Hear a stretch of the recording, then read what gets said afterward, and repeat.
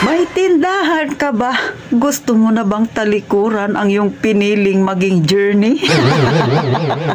Kasi nga, pagbungad pa lang ng taon, sandamukal na problema na ang kinakaharap nating mga may negosyo. Gusto mo ba ang ganitong usapan? Mag-subscribe ka na kaya Titintin. Pindutin mo ang like button na yan. Please lang mga kasari. Nakikisuyo na siya Titintin. At pakishare na rin kung hindi kayo busy. Kaya umpisa na natin ang real talk nating chismisan. Gaya ng nasabi ko, isa ka ba sa namumroblema ngayon? Hindi ka pa nakapag-renew ng permit. Marami kang bayarin na paparating. May tubig, ilaw, pagkain pa. Kung pamilyado ka, baon ng anak mo at kung ano-ano pa. Siyempre, nakakasakit ng ulo yan. Kaya naisip mo, para mawala na yung isipin mo na yan na pang-renew ng permit dahil malaki talaga ang gagastusin mo. Atitin, isara ko na lang ang tindahan ko. Tama kaya yung naisip mo? Siyempre, ikaw ang makakapag-isip niyan. O, ipakita ko lang sa inyo mga kasari. Ito ay sarili ko lang opinion. Kapag sinara nyo ang tindahan ninyo at gugustuhin nyo na lang na mag-apply bilang empleyado, may problema ka pa rin haharapin. Ano man ang piliin mo, manatili ka man sa pagtitindahan o isara mo yan at magiging empleyado ka na lang, ay may problema ka pa rin kakaharapin. Hindi yan mawawala. Akala mo pag sinara mo yung tindahan na yan, mababawasan ang problema mo or mai-erase yung ganyang alalahanin? Hindi. Kasi kahit maging empleyado ka dahil nag-apply ka, may problema ka pa rin kakaharapin. Baka nga, mas malaki pa ang problemang kakaharapin mo. O, hindi ko kayo dini-discourage mga kasari ha, na mag-apply bilang empleyado kasi ako nanggaling na ako dyan. At sa totoo lang, mas pinili ko ang magkaroon ng tindahan at kung tatanungin ninyo ako, ngayon mismo sasabihin ko na mas gusto ko na lang ang ganito na magtindahan. Bakit? Mas malaki ang naiipon ko. Yung oras ko kapag nagsipag ako, alam ko sa akin mapupunta. Pag nag-isip ako ng pamamaraan, alam kong ako ang makikinabang sa trabaho. Mga kasari, pag nagbalik apply ako, kailangan ko ng kulang-kulang 20,000. Bakit? Pagkuha pa lang ng lisensya bilang gwardiya, halos na sa 7,000 na. May uniform ka pa, mga sapatos at kung ano-ano pang accessories na ilalagay sa uniform. Diyan pa lang mga kasari, malaking halaga na. O halos katumbas na rin yan ng pagre-renew ng permit. O naisip nyo ba? At higit sa lahat mga kasari, kailangan i-maintain mo yung uniforme mo. Sa pagtitindahan, na magiging problema mo lang, pang-renew mo ng permit, which is isang taon mo lang yan na paghahandaan, mga kasari. Kaya kung nangyari man yan sa'yo ngayon na wala kang pambayad, minsan kasalanan din natin yan. Bakit?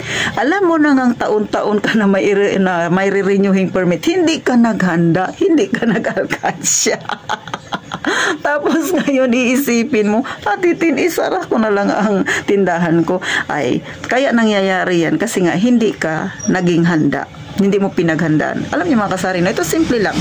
Kung talagang gusto mo na makaipon, ang isang taon natin ay binubuo ng 365 days.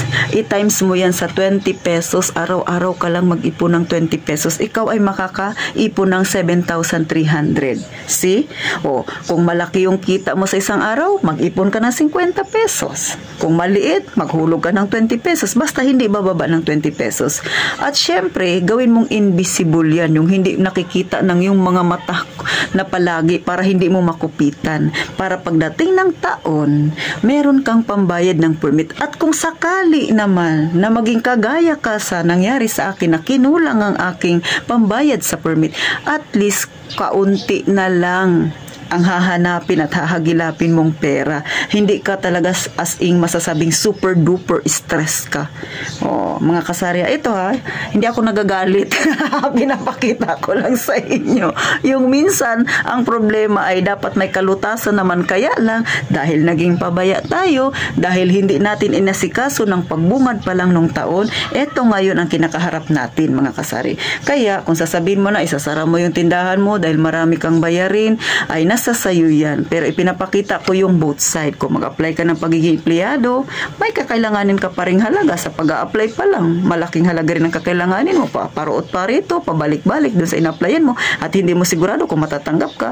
Kung yung tindahan mo na lang pinagbuti mo dahil alam mo na ang kalakaran, alam mo na ang gagawin sa susunod na taon na kailangan mo lang na mag-ipon, mag-alkansya ka para meron kang magamit na pang-renew sa susunod na taon, ay maaagapan mo ang ganyan kalaki na problema.